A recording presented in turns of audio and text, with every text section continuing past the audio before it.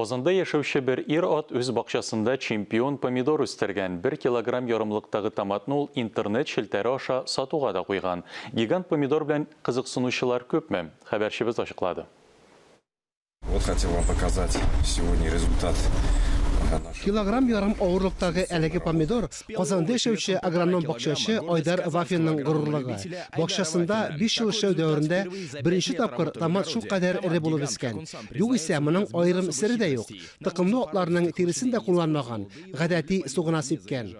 Особенного ничего. Помидорны үстергәндә бернинди химик өстәмә кулланмадым. Гадәти су белән үстердем. Үзе шулай эре булып үсте. Айдар рекордлы помидорны интернетка сатуга куйган. Аның өчен хәтта 5000 сум акча да сораган.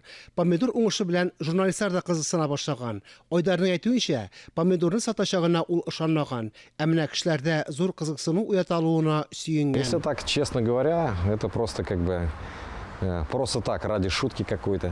Мәзә, кызык өчен генә интернетта куйган идем. Сатып акча алу турында уйламадым да. Помидорны башкаларга да күрсәтәсем килде. Әлеге рекордчы зур помидор үстерүче хуҗасына да дан китерде. Ә менә дөнья рекордын яңарту өчен 2 килолы помидор үстерергә кирәк әле. Аның каравы, гаиләдә менә 3нче көн инде шушы помидор белән тукланалар. Ә гаилә башлыгы дөнья рекордын яңартырлык помидор үстерергә хыяллана. Фарис Мөхәммәтов, Мурат Метшин, Владимир Юрков, Татарстан яңалыклары.